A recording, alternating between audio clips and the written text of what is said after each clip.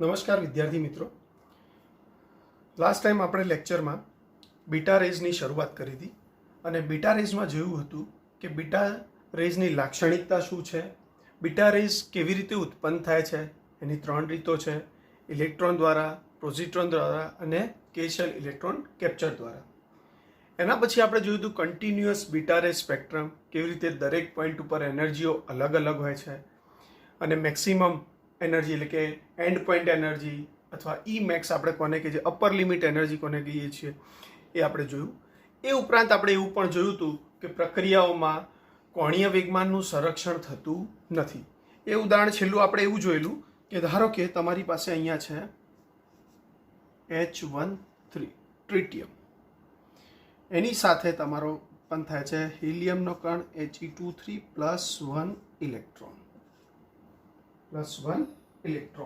તો આ પ્રક્રિયામાં તમે જુઓ છો કે ડાબી બાજુ જે છે તમારો એ હાઇડ્રોજનનો સમસ્થાનિક છે, આ બાજુ તમારો હિલિયમ છે એનો ક્લિયર રેડિકલ્સ અને ઇલેક્ટ્રોન છે. તો આ બાજુનું જે તંત્ર છે તમારું થયું હાઇડ્રોજન છે એટલે ફર્મિયોન છે, હિલિયમનો આ જે રેડિકલ છે એ છે ફર્મિયોન છે ઓલરેડી, આ જે છે તમારો ફર્મિયોન છે. ફર્મિયોન ને બોઝોન એ તમે આગળ એલિમેન્ટરી પાર્ટિકલ્સમાં એટલે કે યુનિટ 2 ને 3 માં ઓલરેડી થોડો ઘણો અભ્યાસ કર્યો હશે. તો ફર્મિયોન જે છે તો એનો સ્પિન નહીં કર્યો તો આગળ કરશો. ફર્મિયોન છે તો એનો સ્પિન અપૂર્ણાંકમાં હોય એટલે કે 1/2 હોય ઓર -1/2 હોય. એ જ રીતે અહીંયા 1/2 હોય ઓર -1/2 હોય, એ જ રીતે અહીંયા 1/2 ઓર -1. આ ફર્મિયોન પ્લસ ફર્મિયોન ભેગા થઈ અને આપણને શું આપે? બોઝોન. આ બધા એલિમેન્ટરી પાર્ટિકલ્સ છે. તો બોઝોન હોય તો એના સ્પિન કહેવાય 0 અથવા 1, પૂર્ણાંક સંખ્યામાં 0 અથવા 1 હોય. તો આ સમીકરણમાં તમે જોઈ શકો છો કે અહીંયા ડાબી બાજુનો જે ફર્મિયોન છે એનું સ્પિન 1/2 એટલે કે અપૂર્ણાંક છે, જ્યારે જમણી બાજુ 2 ફર્મિયોન ભેગા થઈ અને તમને બોઝોન આપે છે. તો એનું સ્પિન અહીંયા છે 0 અથવા 1, પૂર્ણાંક સંખ્યા. તો આમ આ ઉપરથી કહી શકાય કે અહીંયા કોણીય વેગમાનનું સંરક્ષણ થતું નથી. એ આપણે લાસ્ટ ટાઈમ બી જોયું હતું. આજે આપણે જોવાના છીએ પાઉલીઝ ન્યુટ્રિનો હાઇપોથિસિસ એટલે કે પાઉલીની ન્યુટ્રિનો અંગેની પૂર્વધારણા. હાઇપોથિસિસ એટલે પૂર્વધારણા. એ શું કહેવા માંગે છે? Let's see. તો પાઉલી નામના વૈજ્ઞાનિકે એવું કીધું કે ધારો કે આ સમીકરણ છે, તો આ સમીકરણમાં ઇલેક્ટ્રોન હોય અથવા પોઝિટ્રોન હોય. તો ઇલેક્ટ્રોન કે પોઝિટ્રોનની સાથે એક વધારાનો કણ ઉત્પન્ન થાય છે. ક્લિયર? જેને આપણે ન્યુટ્રિનો તરીકે ઓળખીએ છીએ. ક્લિયર? તો આ ન્યુટ્રિનો છે શું અને એની જરૂર કેમ પડી? એની સંજ્ઞા છે આ રીતે દર્શાવાય છે ને ન્યુ વડે. આ જે છે એને ન્યુટ્રિનોની સંજ્ઞા છે, આ રીતે એને દર્શાવાય છે. ક્લિયર? આની એનર્જી કેટલી હોય? તો આની એનર્જી એને આ રીતે આપવામાં આવે છે: E nu energy of neutrino is equal to E max beta ક્ષયમાં ઉત્પન્ન થતી maximum energy, upper limit energy, end point energy minus energy of beta particles. આ એની એનર્જીનું સૂત્ર છે. તો કે ન્યુટ્રિનોની એનર્જી કેટલી હોય? તો કે બીટા ક્ષયમાં ઉત્પન્ન થતી મહત્તમ ઉર્જા અને બીટા કણની ઉર્જાના તફાવત જેટલી હોય છે. ક્લિયર? પાઉલીએ શું કીધું? તો પાઉલીની પૂર્વધારણા અથવા પરિકલ્પના પ્રમાણે બીટા ક્ષયની પ્રક્રિયામાં બીટા કણની સાથે એક વધારાનો કણ પણ ઉત્સર્જિત થાય છે, જેને આપણે ન્યુટ્રિનો તરીકે ઓળખીએ છીએ. જે ન્યુટ્રિનોની સંજ્ઞા તમારી આ રીતની છે. આ તમારી ન્યુટ્રિનોની સંજ્ઞા છે. ક્લિયર? ઉત્પન્ન થતા ન્યુટ્રિનોની ઉર્જા કેટલી હોય? તો બીટા ક્ષયમાં ઉત્પન્ન થતી મેક્સિમમ એનર્જી E મેક્સ અને બીટા કણની ઉર્જાના તફાવત જેટલી હોય છે. ક્લિયર? આ થયું તમારું ન્યુટ્રિનો. હવે આની જરૂર કેમ પડી અને શા માટે આવું બધું લેવું પડ્યું? પાઉલીએ આવી પરિકલ્પનાઓ કે પૂર્વધારણાઓ કરી. તો અહીંયા આપણે જોઈ શકીએ છીએ આ સમીકરણમાં કે અહીંયા કોણીય વેગમાન એન્ગ્યુલર મોમેન્ટમનું સંરક્ષણ થતું નથી. કોણીય વેગમાનનું સંરક્ષણ થતું નથી કારણ કે આ બાજુ ફર્મિયોન છે, આ બાજુ બોઝોન છે. હવે આ ન્યુટ્રિનો કામ શું કરે છે? તો આપણે જોઈએ આગળ ન્યુટ્રિનોની પ્રોપર્ટી શું છે અને કેવી રીતે વર્ક કરે છે. તો આ આપણે એમને આમ રાખીશું. આ બાજુ જોઈએ તો કે ન્યુટ્રિનો, ધારો કે આ તમારો સ્ટેટ્સ છે, આ તમારી ડોટર ન્યુક્લિયની પેરેન્ટ ન્યુક્લિયની અને ડોટર ન્યુક્લિયની. ધારો કે આ તમારી સ્ટેટ છે પેરેન્ટ ન્યુક્લિયની, પેરેન્ટ ન્યુક્લિયઈ, અને આ જે સ્ટેટ છે તમારી ડોટર ન્યુક્લિયઈની. તો જ્યારે પેરેન્ટમાંથી ડોટર બને, જ્યારે એની પાસે આ બીટા રે એમિશન અથવા ડીકે, એ પ્રક્રિયા કેવી રીતે થાય છે આપણે જોઈએ. તો જ્યારે પેરેન્ટ ન્યુક્લિયઈ પાસે, ધારો કે પેરેન્ટ ન્યુક્લિયઈ તમારો XZA છે, જ્યારે પેરેન્ટ ન્યુક્લિયઈ પાસે મહત્તમ એનર્જી એટલે કે E મેક્સ જેટલી એનર્જી હશે ત્યારે સીધો સંક્રાંતિ કરીને ડોટર બનાવશે. અહીંયા હશે એની પાસે E મેક્સ એનર્જી, એની પાસે હશે E મેક્સ એનર્જી. તો પેરેન્ટ ન્યુક્લિયઈ પાસે જેવી E મેક્સ એનર્જી હશે તો એ પેરેન્ટ ન્યુક્લિયઈ પોતે ડોટર બનાવશે અને અહીંયા કોઈ તમને મળશે Z minus or plus or -1 અને એ તો કોન્સ્ટન્ટ છે સંક્રાંતિ કરી મેક્સિમમ એનર્જી હોય તો જ. ધારો કે એની પાસે મીડિયમ એનર્જી છે, આ થઈ તમારી અહીંયા છે ધારો કે મીડિયમ એનર્જી, મીડિયમ એનર્જી. તો મીડિયમ એનર્જી હોય તો એ ક્યાં પહોંચે? સીધો ડોટર ન્યુક્લિયઈમાં નહીં પહોંચે કે સીધો ધરાવસ્થામાં નહીં પહોંચે, અહીંયા ક્યાંક વચ્ચે અટકી જશે. અને આટલી એનર્જી કયા રૂપે ગુમાવશે? આપણે બીટા છેમાં જો પેલામાં તો ગામા સ્વરૂપે ગુમાવતું હતું, આલ્ફામાં અહીંયા એક્સરે રૂપે ગુમાવશે. એને આપણે V તરીકે દર્શાવતા હતા, એક્સરે રૂપે ઉત્સર્જિત કરશે. ક્લિયર? તો આ મીડિયમ એનર્જીની વાત થઈ. જો લો એનર્જી હોય તો લો એનર્જીમાં ધારો કે આટલે સુધી પહોંચે છે, આ તમારી થઈ લો એનર્જી, લો એનર્જી. અને આટલી ઉર્જા શેના સ્વરૂપે ગુમાવશે? તો કે એક્સરે અથવા અને V તરીકે. ક્લિયર? આ સાથે સાથે શું ઉત્પન્ન થાય છે? પાઉલીએ શું કીધું કે આની સાથે સાથે એક વધારાનો કણ કયો ઉત્પન્ન થાય છે? ન્યુટ્રિનો. ન્યુટ્રિનો. ક્લિયર? હવે એની લાક્ષણિકતાઓ જોઈએ, પ્રોપર્ટીઝ એટલે કે લાક્ષણિકતાઓ. ન્યુટ્રિનોની કેટલીક લાક્ષણિકતાઓ છે. એ લાક્ષણિકતાઓ કઈ કઈ છે આપણે જોઈએ. તો એ લાક્ષણિકતામાં પહેલી લાક્ષણિકતા છે કે ન્યુટ્રિનો એ વીજભાર રહિત છે. ન્યુટ્રિનો એ વીજભાર રહિત છે. ઇંગ્લિશમાં એને કહેવાય ન્યુટ્રિનો ઇઝ ચાર્જલેસ. વીજભાર રહિત એટલે ચાર્જલેસ. એની પર કોઈ ચાર્જ નથી. ઇલેક્ટ્રોન ઉપર -1 છે, પ્રોટોન ઉપર +1, એવી રીતે ચાર્જીસ છે. તો ન્યુટ્રિનો ઉપર કોઈ ચાર્જ છે નહીં. એનું પહેલી લાક્ષણિકતા છે. ક્લિયર? બીજી લાક્ષણિકતા એની એવી છે, એટલે જો એની પર કોઈ ચાર્જ ના હોય, ન્યુટ્રિનો ઉપર કોઈ ચાર્જ ના હોય તો એ પોતે આયનીકરણની પ્રક્રિયામાં ભાગ ભજવી શકતું નથી. એ આયનીકરણ ન કરી શકે, એટલે કે આયોનાઇઝેશન પોતે કરી શકે નહીં. આયોનાઇઝેશન કરવા માટે આયન હોવું જરૂરી છે, આયન પ્લસ માઇનસ. પણ આની પાસે તો કોઈ ચાર્જ જ નથી, તો એ પોતે આયનીકરણની પ્રક્રિયામાં ભાગ લઈ શકતો નથી. ક્લિયર? ઓકે. બીજી જે લાક્ષણિકતા છે, ન્યુટ્રિનો દળ રહિત છે. ન્યુટ્રિનો એ દળ રહિત છે. માસલેસ પાર્ટિકલ. માસલેસ પાર્ટિકલ. ક્લિયર? હવે આપણે તો અત્યાર સુધી ભણ્યા છીએ કે કોઈ પણ પદાર્થ હોય એ માસલેસ ના હોઈ શકે, અથવા કોઈ પણ કણ હોય માસલેસ ના હોઈ શકે. પણ ન્યુટ્રિનો એ દળ રહિત છે, એટલે કે માસલેસ છે. એવું આપણે કેમ કહી શકીએ? તો કે બીટા ક્ષયની પ્રક્રિયામાં દળ ઉર્જા સંબંધ ધરાવતા સમીકરણ પરથી ન્યુટ્રિનોનું દળ શોધીએ તો એ સ્થિર દળ લગભગ 0 વચ્ચે જેટલું આવે છે કે આમાં દળ ઉર્જાનું જો સમીકરણ પરથી ન્યુટ્રિનોનું તમે દળ શોધવા જાઓ તો એ લગભગ 0 વત્ત આવે છે.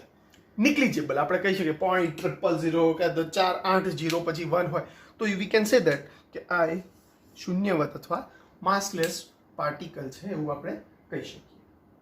ક્લિયર? ત્રીજી અને મહત્વની લાક્ષણિકતા એની એ છે કે neutrino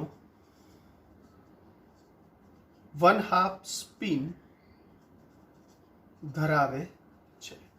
neutrino has 1/2 spin. Clear? Neutrino has 1/2 spin. બહુ મહત્વની લાક્ષણિકતા. હવે આપણને ખબર પડશે કે આની જરૂરિયાત શું છે. તો અગાઉ જેમ આપણે જોયું કે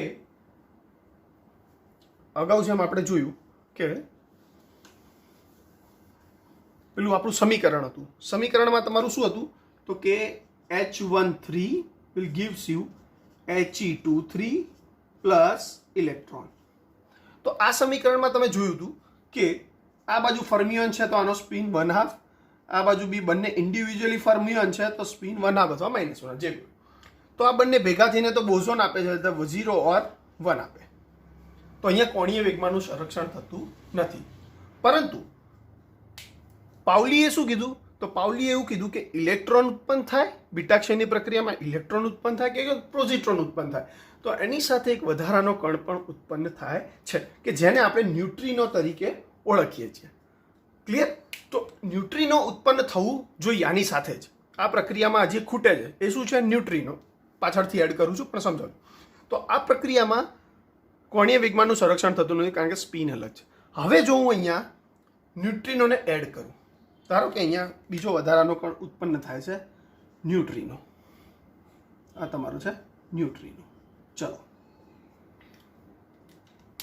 અહીંયા ચાર્જનું સંરક્ષણ થાય છે 2 - 1 એટલે 1 અને અહીંયા 1 છે. ક્લિયર? 3 3 ક્લિયર. માસનું બી સંરક્ષણ થાય છે. કોનું ખાલી સંરક્ષણ નથી થતું તો કે કોણીય વેગમાનનું, કારણ કે અહીંયા સ્પિન ડિફર થાય છે. હવે અહીંયા શું કીધું લાક્ષણિકતાઓમાં કે ન્યુટ્રિનો વીજભાર રહી છે એટલે આને જો આ પ્રક્રિયામાં તમે એડ કરો તો ચાર્જ ઉપર પણ કોઈ અસર થતી નથી. એટલે પહેલો સેટિસ્ફાઈ થાય છે, પહેલી લાક્ષણિકતા. બીજી લાક્ષણિકતા શું કહે છે? ન્યુટ્રિનો દળ રહી છે એટલે જો આને એડ કરો તો આ સમીકરણમાં દળ ઉપર કોઈ ચેન્જ થતું નથી. આ બી સેટિસ્ફાઈ થાય. ત્રીજો અને મહત્વની જે લાક્ષણિકતા ન્યુટ્રિનો 1/2 સ્પિન ધરાવે છે. તો અહીંયા ધારો કે હું 1/2 સ્પિન લખું તો આ બાજુ જે સંખ્યા છે કઈ છે? અપૂર્ણાંક. એટલે આ બાજુ કેવો છે તમારો? ફર્મિયોન. હંમેશા યાદ રાખવાનું ફર્મિયોન હોય તો તમારો સ્પિન અપૂર્ણાંક જ હોય અને બોઝોન હોય તો એ સ્પિન તમારો પૂર્ણાંક હોય. તો આ બાજુ બી જુઓ, આ ફર્મિયોન ને આ પણ 1/2 છે એટલે આ બી પોતે ફર્મિયોન. 3 ફર્મિયોન ભેગા થાય એટલે 2 ફર્મિયોન ભેગા થાય તો તમને બોઝોન મળે. બીજો એક એડ થાય તો એ પોતે શું થઈ જાય? પાછા ફર્મિયોન.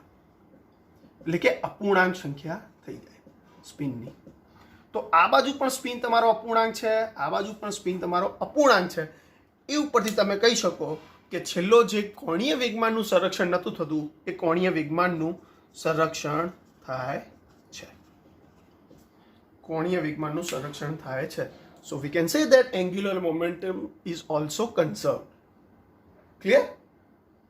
આ તમારી પાઉલીની હાઇપોથેસિસનો આખું ન્યુટ્રિનો હાઇપોથેસિસ થઈ. તો આ તો થઈ ન્યુટ્રિનોની વાત. પણ જ્યારે પોઝિટ્રોન ઉત્પન્ન થાય ત્યારે શું થાય છે? તો એ પોઝિટ્રોન ઉત્પન્ન થાય ત્યારે ન્યુટ્રિનોનો જે પ્રતિકણ છે એને કહેવાય એન્ટી ન્યુટ્રિનો. અને એને આ રીતે દર્શાવે ન્યુ ઉપર 12. ક્લિયર? એની બી લાક્ષણિકતા આવી જ છે. જેવી ન્યુટ્રિનોની છે એવી જ લાક્ષણિકતા એન્ટી ન્યુટ્રિનોની છે. પણ એ ક્યારે ઉત્પન્ન થાય છે એ આપણે નેક્સ્ટ ક્વેશ્ચન્સમાં જોઈએ.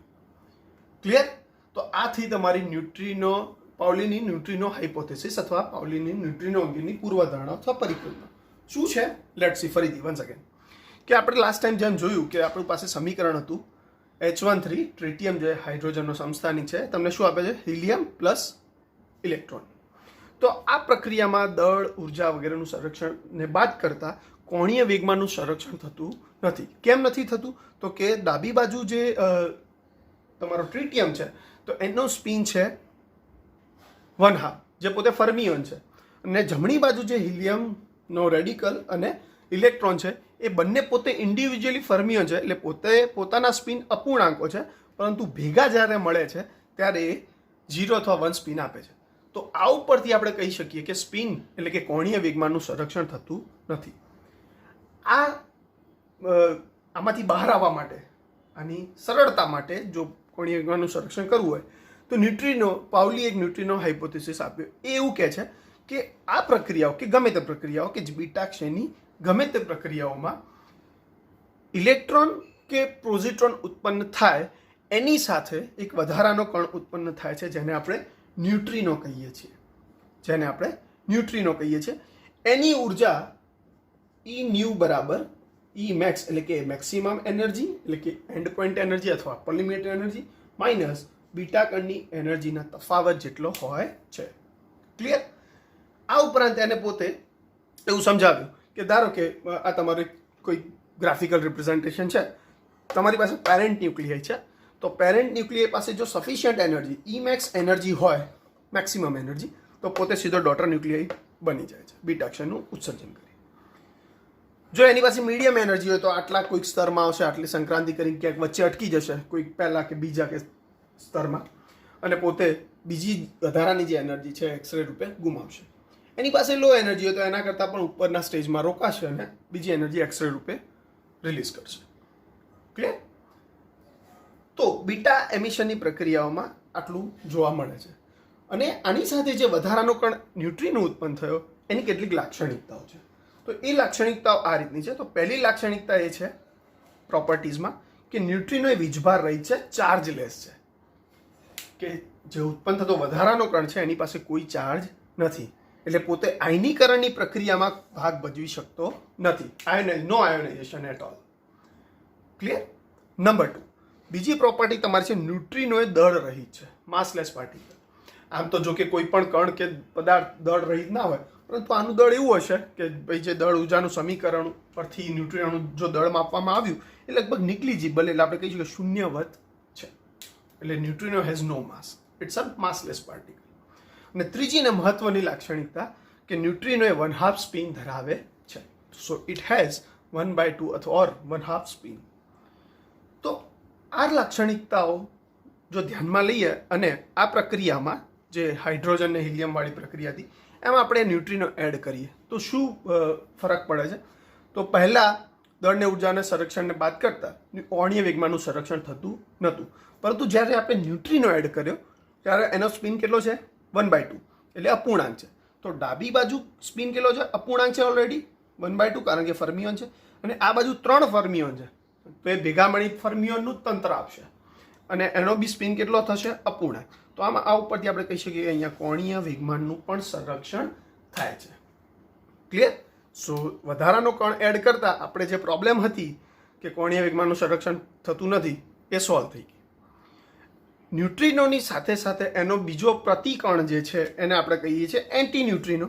એને આ રીતે દર્શાવે છે ન્યુ બાર, એન્ટી ન્યુટ્રિનો. એની પણ પ્રોપર્ટીઝ, એની પણ લાક્ષણિકતાઓ એ ન્યુટ્રિનો જેવી જ છે.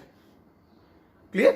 તો એક્ઝામમાં પૂછાય છે, એક્ઝામની દ્રષ્ટિએ પણ બહુ ઇમ્પોર્ટન્ટ છે કે પાઉલીનો ન્યુટ્રિનો હાઇપોથેસિસ વર્ણવો. તો આ રીતે તમે ચર્ચી શકો છો. સાવ ઇઝી છે, એકવાર સમજશો તો you can write easily. Clear? આગળ વધતા નેક્સ્ટ ક્વેશ્ચન જોઈએ કે આ જે બે કણો ઉત્પન્ન થયા છે ન્યુટ્રિનો, બે પાર્ટિકલ ન્યુટ્રિનો અને એન્ટી ન્યુટ્રિનો, તો એ કેવા છે? બંને સરખા છે કે પછી બંનેમાં કંઈક તફાવત છે? કઈ રીતે અલગ પડે છે આપણે જોઈએ તો. અને એક્ઝામમાં એક પ્રશ્ન એવો પણ પૂછાય છે કે 2 માર્ક્સમાં ના શોર્ટ ક્વેશ્ચનમાં કે પછી 1 માર્ક્સના શોર્ટ ક્વેશ્ચનમાં પણ પૂછી શકે છે કે ન્યુટ્રિનોનું ડિટેક્શન અઘરું છે અથવા મુશ્કેલ છે, ન્યુટ્રિનોને ડિટેક્ટ કરવો મુશ્કેલ છે. તો એના જવાબમાં તમે શું લખશો? તો કે ન્યુટ્રિનોને ડિટેક્ટ કરવો મુશ્કેલ છે કારણ કે ન્યુટ્રિનોની લાક્ષણિકતાઓ નીચે મુજબ છે. તો ન્યુટ્રિનોની લાક્ષણિકતાઓ કઈ કઈ હતી? કે પોતે વીજભાર રહી છે, કોઈ પણ પ્રક્રિયામાં ઉત્પન્ન થતો હોય તો વીજભાર રહિત હોય, વીજભાર રહિત છે એટલે એને કેવી રીતે ટાર્ગેટ કરવું, આયનીકરણ બી ના થતું હોય. નંબર 2 માસલેસ છે કે નહીં એ પણ ખબર ના પડે કારણ માસ નથી, ક્લિયર. અને ત્રીજું સ્પિન 1 હાફ છે. તો આવી લાક્ષણિકતાઓને કારણે કોઈ પણ પ્રક્રિયાઓમાં, બીટા ક્ષયની કોઈ પણ પ્રક્રિયાઓમાં ન્યુટ્રિનોનું ડિટેક્શન કરવું અઘરું છે. આ તમે ક્વેશ્ચન લખી શકો છો 1 માર્ક્સમાં કે 2 માર્ક્સમાં પૂછી શકે છે, ક્લિયર. આગળ વધતા આપણે જોઈએ કે ન્યુટ્રિનો અને એન્ટી ન્યુટ્રિનો વચ્ચે ભેદ સમજાવો. ન્યુટ્રિનો અને એન્ટી ન્યુટ્રિનો વચ્ચેનો ભેદ સમજાવો. Difference between neutrino and anti neutrino. Difference between neutrino and anti neutrino. Clear. તો જોઈએ કે શું છે. તો એની માટે આપણે અહીંયા 2 ફિગર ધ્યાનમાં લઈશું. એ ફિગર કેવી છે લેટ્સ સી. તો એ ફિગર આ રીતની છે. તો કે ન્યુટ્રિનો માટે ધારો કે અહીંયા તમારું ન્યુટ્રિનો માટે બતાવું છું અને આ બતાવું છું એ એન્ટી ન્યુટ્રિનો માટે બતાવું છું. તો ન્યુટ્રિનો માટે તમારું આ મોમેન્ટમ છે, પી ન્યુ એટલે મીન્સ મોમેન્ટમ ઓફ ન્યુટ્રિનો, અને આ બાજુ જે છે S new spin of neutrino. Clear. અહીંયા બતાવું છું momentum of anti neutrino and here S nu bar spin of anti neutrino. પહેલામાં આ જે છે એ તમારું આ રીતનું થશે. સમજાવું છું આખું શું છે. અને બીજી બાજુ જે છે આ રીતનું.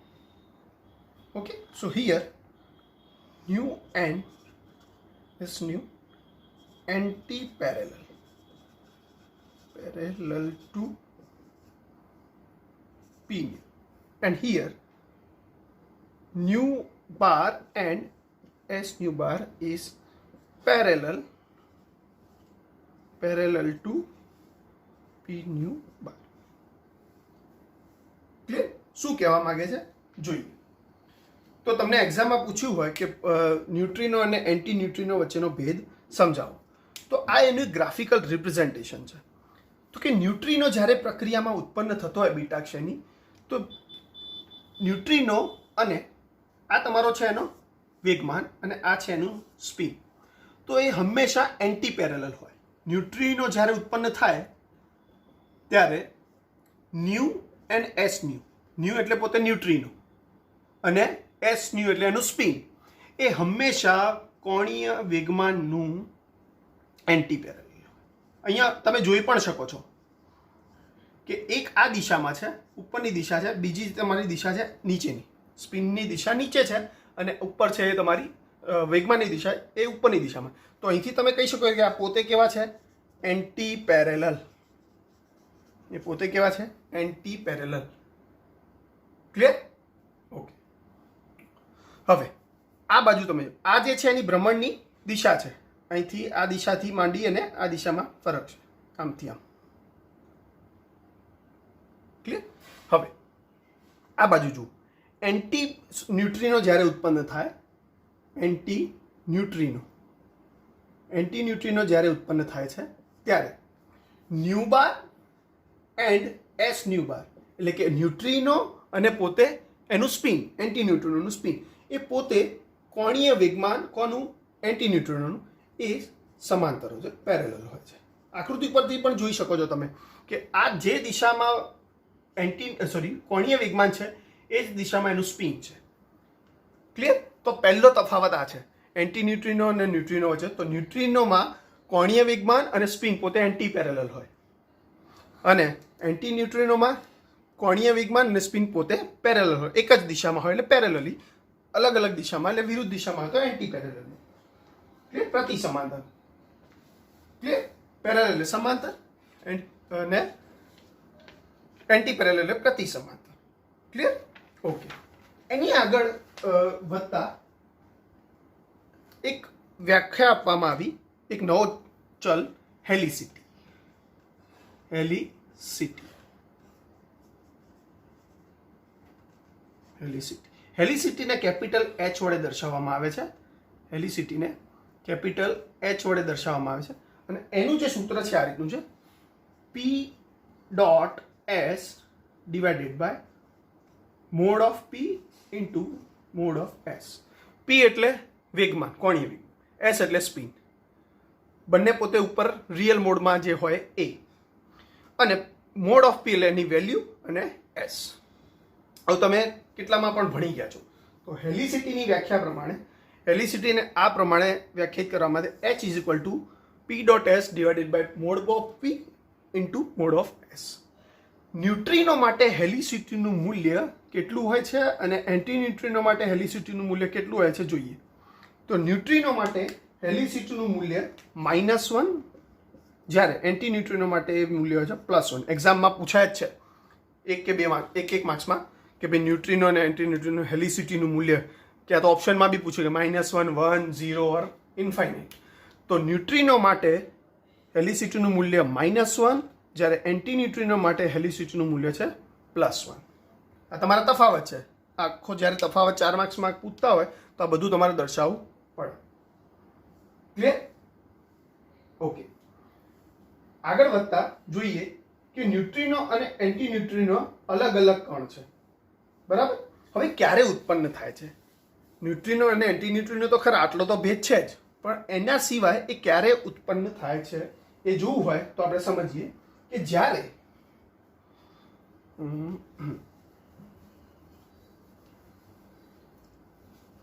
ધારો કે તમારી પાસે કોઈ પેરેન્ટ ન્યુક્લિયસ છે એક્સ ઝેડ એ, એમાંથી ડોટર બને છે વાય Z+1 એ. તો અહીંયા Z+1 છે તો અહીંયા શું ઉત્પન્ન થશે? ઇલેક્ટ્રોન. જ્યારે પણ બીટાક્ષયની પ્રક્રિયામાં ઇલેક્ટ્રોન ઉત્પન્ન થાય ત્યારે હંમેશા એની સાથે એન્ટી ન્યુટ્રિનો જ ઉત્પન્ન થાય. આ યાદ રાખવાનું. આ તમારો કયો છે? Anti neutrino. Anti neutrino. તો જ્યારે પણ બીટાક્ષયની પ્રક્રિયામાં ઇલેક્ટ્રોન ઉત્પન્ન થાય ત્યારે એની સાથે ઉત્પન્ન થાય છે એન્ટી ન્યુટ્રિનો. ક્લિયર? આને કહેવાય બીટા માઇનસ ડીકે, એટલે કે બીટા ડીકે ઇલેક્ટ્રોન સાથે. જો બીટા ડીકે આ રીતે થાય, બીટા પ્લસ એટલે કે પોઝિટ્રોન સાથે, પ્લસ હોય તો પોઝિટ્રોન બીટાની ઉપર અને માઇનસ હોય તો ઇલેક્ટ્રોન ઉપર. તો તમારી પાસે અહીંયા છે પેરેન્ટ ન્યુક્લિયસ એક્સ ઝેડ એ. ચલો, પોઝિટ્રોન ઉત્પન્ન થવાના હોય તો અહીંયા શું બનશે? વાય Z-1 એ, અને પોઝિટ્રોન એટલે ઇલેક્ટ્રોનનો પ્રતિક્રમણ +1 0. થઈ ગયું સેટિસ્ફાઈડ? -1 +1 0. અહીંયા પણ +1 -1 0. એ તો ઓલવેઝ કોન્સ્ટન્ટ. જ્યારે પણ પોઝિટ્રોન ઉત્પન્ન થાય ત્યારે એની સાથે ઓલવેઝ ન્યુટ્રિનો ઉત્પન્ન થાય. આ છે તમારો ન્યુટ્રિનો. ક્લિયર? તો બીટાક્ષયની પ્રક્રિયામાં જો બીટા માઇનસ ડીકે થાય એટલે ઇલેક્ટ્રોન સાથે જો બીટાનો ક્ષય થતો હોય તો પેરેન્ટમાંથી ડોટર બનતો જ્યારે ઇલેક્ટ્રોન ઉત્પન્ન થાય તો એની સાથે ઓલવેઝ એન્ટી ન્યુટ્રિનો ઉત્પન્ન થાય. અને જ્યારે પોઝિટ્રોન સાથે ડીકે થઈ અને બીટાક્ષય થતો હોય તો પોઝિટ્રોનની સાથે હંમેશા ન્યુટ્રિનો ઉત્પન્ન થાય છે. ક્લિયર? ઓકે, હવે એની માટે કેટલાક એક્ઝામ્પલ્સ લઈએ. તો એક્ઝામ્પલ્સ આપણે આગળની પ્રક્રિયાઓ પણ ઘણી બધી જોઈ છે. તો આગળની પ્રક્રિયાઓ માટે આપણે જોઈએ કે bismuth 83-210. Bismuth 83-210 will gives you, ધારો કે PU 84-210 પ્લસ ઇલેક્ટ્રોન. આ પહેલી પ્રક્રિયા છે. બીજી પ્રક્રિયા તમારી આવી છે કે copper 29-64 will gives you nickel 28-64 plus positron. ચલો, ઇલેક્ટ્રોન ઉત્પન્ન થાય. અહીંયા આપણે આગળ બી સમજાયું, ઇલેક્ટ્રોન ઉત્પન્ન થાય ત્યારે કયો કણ ઉત્પન્ન થશે? Anti neutrino. અને જ્યારે પોઝિટ્રોન ઉત્પન્ન થાય ત્યારે કયો કણ ઉત્પન્ન થશે? ન્યુટ્રિનો. ક્લિયર? એક્ઝામમાં આવું એક માર્ક્સમાં પૂછી શકે ભાઈ સમીકરણ પૂર્ણ કરો, અહીંયા ખાલી જગ્યા આપેલી હોય, એન્ટી ન્યુટ્રિનોએ બતાવેલો હોય તો તમને ખબર હોવી જોઈએ એન્ટી ન્યુટ્રિનો હોય તો ઇલેક્ટ્રોન ઉત્પન્ન થાય, ન્યુટ્રિનો હોય ત્યારે પોઝિટ્રોન ઉત્પન્ન.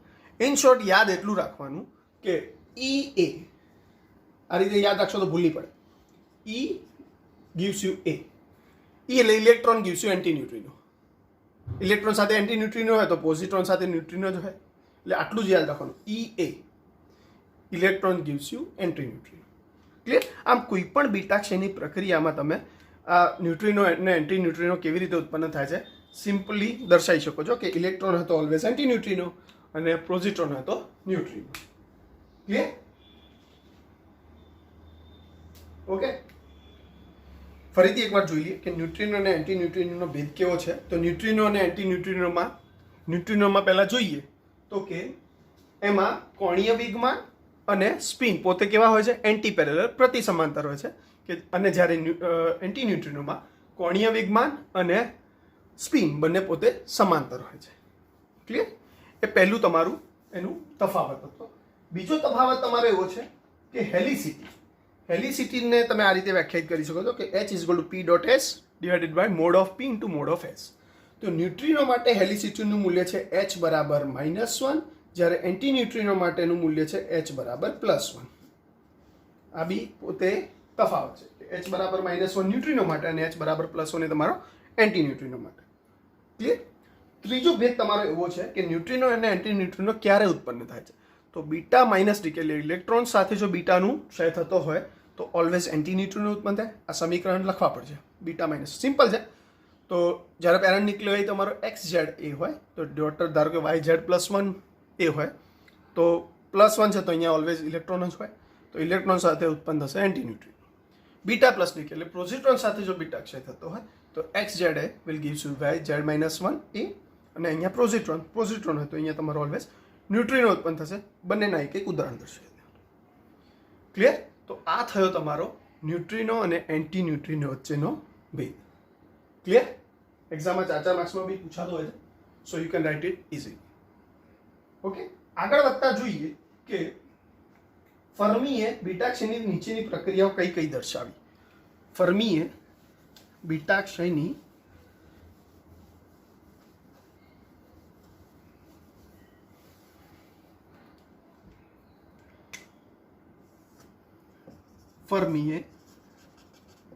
બીટા ક્ષયની કઈ કઈ પ્રક્રિયાઓ દર્શાવી.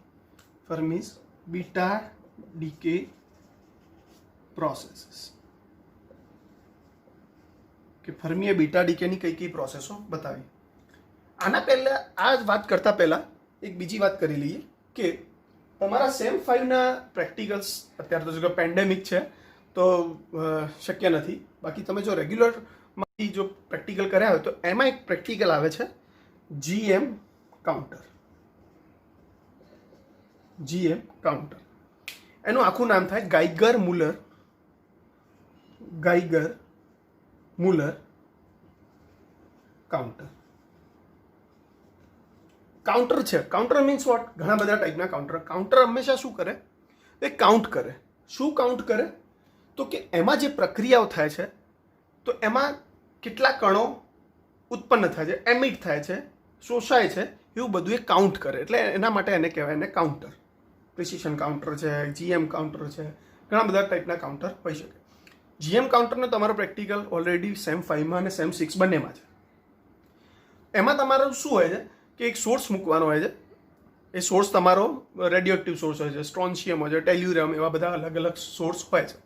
તમારે એકાદ પ્લેટમાં મૂકી અને પછી વોલ્ટેજ આપવાનો. ઓપરેટિંગ વોલ્ટેજ જનરલી તમે આટલા આપતા હો છો. ઓપરેટિંગ વોલ્ટેજ ધારો કે 450 વોલ્ટ આપો છો ફોર એક્ઝામ્પલ. અને એનો ટાઈમ રાખવાનો છે, ડીકે ટાઈમ. તમારે 100 સેકન્ડ રાખવો હોય કે 300 સેકન્ડ રાખવો હોય કે 60 સેકન્ડ રાખવો હોય, ડિપેન્ડ્સ. ધારો કે 100 સેકન્ડ રાખીએ આપણે તો 100 સેકન્ડ તમારે સેટ કરી દેવાની અને ઓપરેટિંગ વોલ્ટેજ 450 વોલ્ટ આપી દેવાની. કાઉન્ટરમાં સેટ કરીને મૂકી દેવાની અને અલગ અલગ સોર્સ મૂકવાના. ધારો કે પહેલો સોર્સ છે સ્ટ્રોન્શિયમ, તો આ તમે સોર્સ મૂક્યો અને પછી આટલું વોલ્ટેજ ને આટલા ટાઈમ સેટ કરી અને કાઉન્ટ થવા દેવાનું. એવા રિપીટેટિવલી 2 કાઉન્ટ તમે લો છો. બરાબર? પહેલી સેલ ધારો કે આવા ખાના હોય છે, આવા 1 2 3 4 5 6, અને પ્લેટ ધારો કે ત્રીજા સેલમાં મૂકી ત્યારે તમે આવા કાઉન્ટ લીધા. પછી આ પ્લેટને રિપ્લેસ કરીને અહીંયા ચોથી સેલમાં લઈ જાઓ. પછી કાઉન્ટ કરો, આ જ રીતે સેટ કરી. તો એમાં દરેક વખતે કાઉન્ટ બદલાય છે, કારણ કે પ્લેસ બદલાય છે, એના કારણે જે રેડિયેશન થતું એ સ્વાભાવિક છે, બદલાય છે. તો આમાં જીએમ કાઉન્ટરના વાઇવાઝમાં કે એમાં તમને પૂછી શકે કે જીએમ કાઉન્ટરમાં કયું ડીકે થાય છે. તો 3 ટાઈપના ડીકે તમે ભણવાના છો, અથવા એક તો ભણી ગયા છો આલ્ફા, અને બીજું બી અત્યારે ભણ્યા બીટા, ત્રીજું છે ગામા. તો જીએમ કાઉન્ટરમાં ઓલવેઝ બીટા ડીકે થાય છે. જીએમ કાઉન્ટરમાં બીટા ડીકે થાય છે. દરેક એક્ઝામિનર આ પૂછે છે કે ભાઈ આમાં કયું ડીકે થાય છે, તમારું બીટા ડીકે છે. ક્લિયર? આના સિવાય એવું બી પૂછી શકે કે ભાઈ આમાં બીટા ડીકે થાય છે તો ન્યુટ્રોનનું પ્રોટોનમાં અને પ્રોટોનનું ન્યુટ્રોનમાં રૂપાંતર થાય. એ જ આપણે આમાં જોવાનું છે. ફર્મીની બીટા ડીકે પ્રોસેસ એટલા જ માટે મેં આ વાત કરી, તો કે જીએમ કાઉન્ટરમાં પણ આ રીતની પ્રોસેસો થાય છે, અને તમારું પ્રેક્ટિકલ બી છે. તો ફર્મીની બીટા ડીકે પ્રોસેસો કઈ છે? તો આપણે પહેલી પ્રોસેસ જોઈએ કે ન્યુટ્રોનનું પ્રોટોનમાં રૂપાંતર. ન્યુટ્રોનનું પ્રોટોનમાં રૂપાંતર. તો ન્યુટ્રોન એટલે તમે જાણો છો N01. એનું શેમાં રૂપાંતર થાય છે? પ્રોટોનમાં. તો P11. ક્લિયર? આ સેમ એવી જ પ્રોસેસ છે જે તમે આગળ ભણ્યા. અહીંયા તમારી પાસે ચાર્જ 0માંથી 1 થાય છે. 1 થયો તો આને બેલેન્સિંગ, ઉપરમાં કોઈ ચેન્જ નહીં થાય. આને બેલેન્સિંગ કરવા માટે અહીંયા 1 છે તો અહીંયા 0 કરવું પડે. તો અહીંયા આની સાથે કયું ઉત્પન્ન થશે? ઇલેક્ટ્રોન. 1 - 1 0, સેટિસ્ફાઈડ. 1 1 તો છે જ. ઇલેક્ટ્રોન છે તો કયું ઉત્પન્ન થાય? એ યાદ રાખવાનું, તો એન્ટી ન્યુટ્રિનો. ક્લિયર? નંબર 2, પ્રોટોનનું ન્યુટ્રોનમાં રૂપાંતર. પ્રોટોનનું ન્યુટ્રોનમાં રૂપાંતર. તો આ બાજુ તમે લખો પ્રોટોન. તો P11 will gives you neutron 0 1. ચલો આ બાજુ 0 છે, 1 કરવું છે તો કયું ઉત્પન્ન થશે? પ્રોઝિટ્રોન. અને પ્રોઝિટ્રોન હોય તો ન્યુટ્રિનો. તો આ થઈ ફર્મીની બીટા ડીકે પ્રોસેસ. ફર્મી નામના વૈજ્ઞાનિકે આ આપી કે આમાં બી આવું જ થતું હોય. તો જીએમ કાઉન્ટરમાં બી આ રીતની પ્રોસેસો થતી હોય. તો આ પ્રોસેસોમાં ડીકે થાય છે, એટલે ઇલેક્ટ્રોન કેટલા છૂટા પડે છે કે પ્રોઝિટ્રોન કેટલા છૂટા પડે, એ આ કાઉન્ટર કાઉન્ટ કરે છે, અને એની ઉપર તમને કાઉન્ટ્સ મળે છે. ક્લિયર? તો બીટા ડીકેની પ્રોસેસમાં ફર્મીએ આ રીતની પ્રોસેસો આપી છે. અને જો જીએમ કાઉન્ટરમાં બી તમને વાઇવાઝમાં પૂછે કે બીટા ડીકે થાય છે, તો બીટા ડીકે થાય તો આમાં ન્યુટ્રોનનું પ્રોટોન અને પ્રોટોનનું ન્યુટ્રોનમાં રૂપાંતર કેવી રીતે થાય, તો તમારે આ રીતે સમીકરણ લખી અને સમજાવવાનું છે. ક્લિયર? સાવ સિમ્પલ છે. ફંડાજ યાદ રાખશો તો you can write it easily. બાકી ગોખવા જશો તો ભૂલો જ પડશે. તો ન્યુટ્રિનો હોય, ઇલેક્ટ્રોન ઉત્પન્ન થતો હોય તો ઓલવેઝ એન્ટી ન્યુટ્રિનો, અને પ્રોઝિટ્રોન હોય તો એની સાથે હંમેશા ન્યુટ્રિનો ઉત્પન્ન થાય. ક્લિયર? ત્રીજી પ્રોસેસ તો તમે ઓલરેડી ભણ્યા છો કે શેલ ઇલેક્ટ્રોન કેપ્ચર દ્વારા. તો ધારો કે તમારી પાસે પ્રોટોન હોય અને એક ઇલેક્ટ્રોન કેપ્ચર કર્યો, બરાબર? તો સામે શું ઉત્પન્ન થાય? આ બાજુ ન્યુટ્રોન અને સાથે એક્સ રેઝ, જે આગળ તમે ભણ્યા છો એ જ. અહીંયા ઇલેક્ટ્રોન રિલીઝ થાય છે, અને આ કે શેલ ઇલેક્ટ્રોન કેપ્ચરમાં ઇલેક્ટ્રોનનું કેપ્ચર, શોષણ કરે છે. તો આ બાજુ બી બેલેન્સ, 1 - 1 0, અહીંયા બી 0 છે, અને બીજા એક્સ રેઝ ઉત્પન્ન થાય. ક્લિયર? આ સાથે તમારું બીટા ડીકેનું જે ચેપ્ટર છે એ ફિનિશ થાય છે, અને આગળ આપણે નેક્સ્ટ લેક્ચરમાં ગામા ડીકે શરૂ કરીશું. Clear? I hope you all enjoy the lecture. Clear? Thank you.